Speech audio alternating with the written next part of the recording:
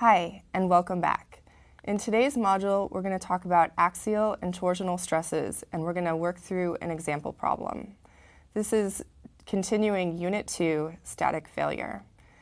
The learning outcomes for today are to understand how to calculate both axial and torsional stresses in an object. And again, this is intended as a review, so if you've never seen these stresses before, please check out Dr. Whiteman's videos at the link below. Last time we left off at working through the example problem on worksheet 3, where we had rod OA, which was attached to another rod AB, and rod AB was assumed to be strong enough, and therefore no analysis was necessary on it. The analysis we were attempting to do was to calculate the stresses here at point O, and we were calculating the axial stress and the torsional stress. And if we look at the loads that we have on this rod, we have a load P, which is acting in the negative y direction on point B, and a load F, which is acting in the negative x direction at the end of the rod. So if we continue to go forward, here on the right-hand side of the screen, you can see a diagram, and it's showing the top-down view of this rod. And I've actually developed a small model of the system that we're looking at, where here is point O at the end of the rod, and our force F would be coming in along the x-axis here, and our force P would be coming down along the y-axis here and actually causing the rod to twist. So let's think through what assumptions we need to make. So let's see, our assumptions are going to be that our rod is isotropic and homogeneous. And we're also going to assume that this load F is an axial centric load.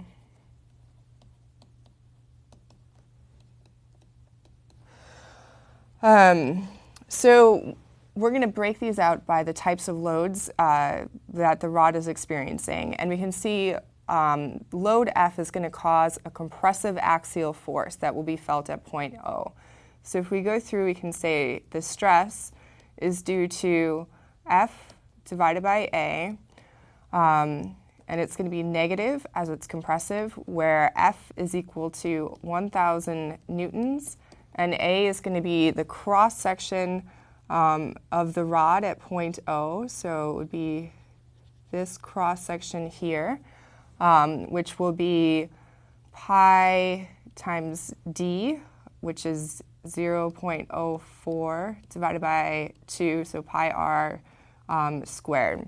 And what this gives you is roughly 0.8 megapascals. So you can see that point O here and here is experiencing a stress of 0.8 megapascals.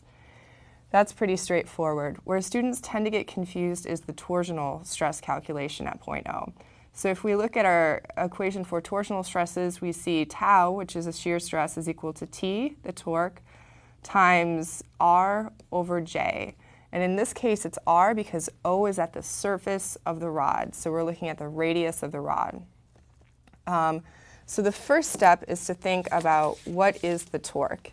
And if we look back at this example, you can see point P is pushing down on rod AB, and it's causing rod OA to twist, right? It's feeling this torque. So a torque is a force times the distance, and here is our force, and it's acting at this distance between the force and the centric axis of this rod, which is 0.1 meters. We can see right here on the screen. So tau is equal to our torque, which is going to be 500 newtons times 0.1 meters. And then our radius is going to be d over 2. Now here's another place where students get confused. Just a reminder that your radius is not this distance. Your radius is from the central axis of the rod to the point that you're looking at. So your point O is on the very top here, And your radius would be something like this right here. So your radius or your diameter divided by 2. Okay, so d over 2, and then we're going to multiply that times our polar moment of inertia, which is j.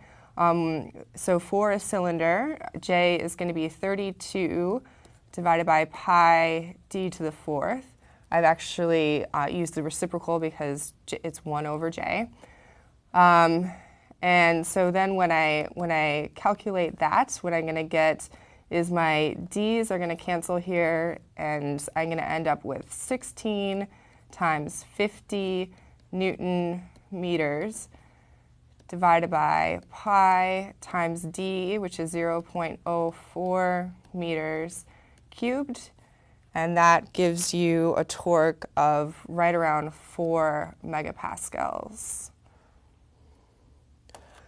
Okay, so the key things here are to understand what is the torque and what is the radius. That's where students typically get confused on this problem. Okay, so that's the end of the worksheet 3 example problem. Next time, we're going to start reviewing bending stresses. I'll see you next module.